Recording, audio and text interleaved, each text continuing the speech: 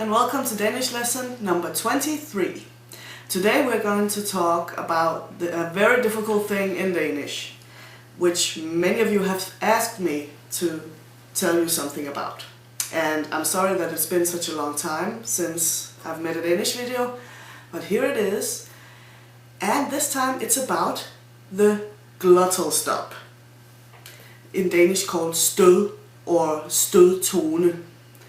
And it's gonna be hard to explain, but I'm gonna do my best, and I hope you guys can use it. It is said that the Danish glottal stop was discovered by travelers and visitors in Denmark in the 1500s, and they reported that it sounded quite like the Danes were coughing when they spoke, like this.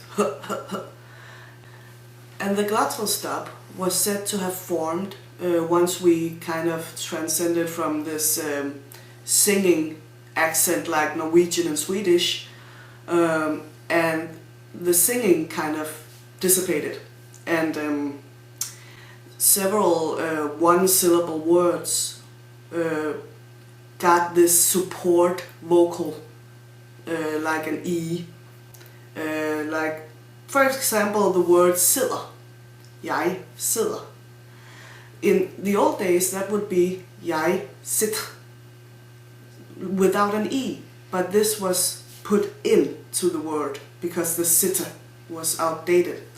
And it's thought that that was where the glottal stop really started. And there are a lot of cases where the glottal stop actually defines what a word means. Two words can be spelled the exact same way, but when pronounced with a glottal stop and without a glottal stop, it can actually change the whole meaning of this word. I have some examples that I'm gonna read to you, and it's, for example, mand, mand, hund, hund, mor, mor, ender, ender, anden, anden, tænder, tænder, ven, ven, løber, løber. Can you see? There's a lot of difference. Some of the words are spelled the same, some of them have small variations, but it's pretty much the same sound, except the h. Actually, I think you can practice the glottal stop sound. This may seem a little weird, but to actually sound like a sheep or a goat, because you've never heard a goat say ma, have you? It's going like ma, it's this sound. And the glottal stop, or stød in Danish, is actually a closure of the vocal cords. It's a completely shutdown of the throat. It's just huh. And try to practice sounding like a goat and then isolating just one of these huh into a word maybe. In Danish we have no special letter or any other real indication of when to use the glottal stop. So it's pretty much, there are a lot of rules, but there are just as many exceptions. That's why it's so hard to learn, let alone the sound itself. But there are some rules, and I will try to explain them to you. For example, words in Danish that start with be, be, or for, for, that means that this word has an obligatory glottal stop. That's just always. One syllable words that ends with an nd, like hund, always, or most of the time, have a glottal stop. But one syllable words which only end with an n usually doesn't. Like hund, she, hund, hund, dog, she, hund, hund. See what I mean? In Danish, many foreign words without a glottal stop actually get a glottal stop once in definite form.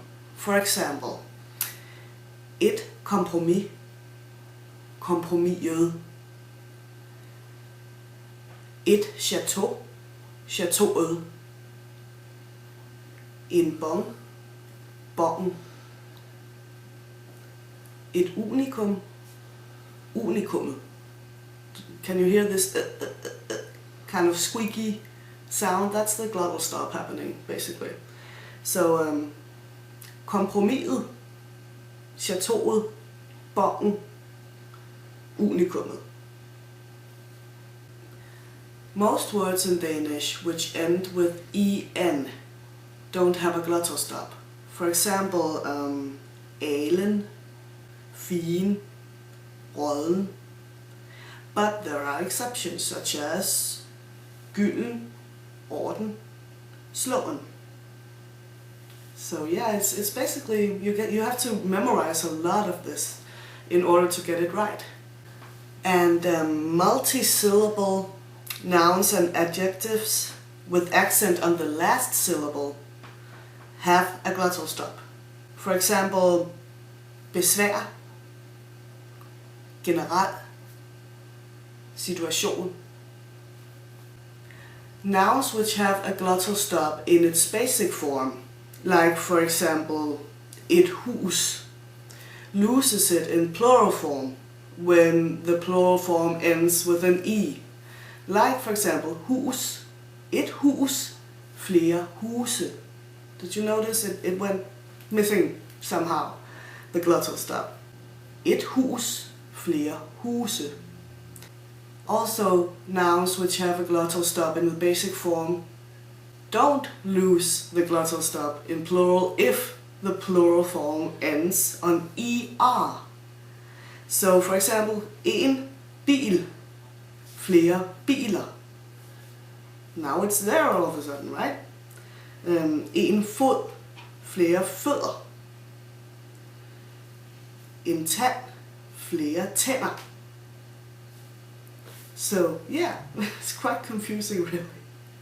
And usually pronouns actually don't have the glottal stop, except in the few cases where you emphasize that, for example, this is my remote, you know, like min, det min fjernbetjening, or din, or sin, din, min, sin.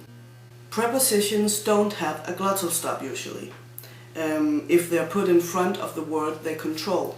For example, han faldt af bilen, he fell off the car. Af, he fell off the car, han faldt af bilen. But if you take this word af out of this sentence and relocate it, then it suddenly has a glottal stop. For example, it was that car he fell off, then it would be, det den bil han faldt af. A, not a, but a, all of a sudden. So yeah. Of course there are some exceptions regarding the prepositions. There are words as gennem, mellem, mod, over, under. They always have the glottal stop. And now for the numbers. One syllable numbers have glottal stop. Like for instance, 2, 5, 12. But when they're multi-syllable, they don't have a glottal stop. For instance, 4, 8, 11. The teen numbers don't have a glottal stop. That's a rule. Like 15, 14, 13. So that's pretty simple, sort of. So yeah, that was basically some rules and some exceptions about the glottal stop, or stød, as we call it here. I wanted to say thank you for listening and watching and all that. And I hope this video kind of made sense. It's really hard to explain because most of it is really, there are no rules as to where to use what, and if there are, then there are tons of exceptions. But I hope you got an idea as to where to use what. And go practice the sheep sound, glottal stop. And you can follow me on Facebook if you want. I've actually made a page in English for you guys to, if you want to chat or anything, you can just find me there. It's in the description below.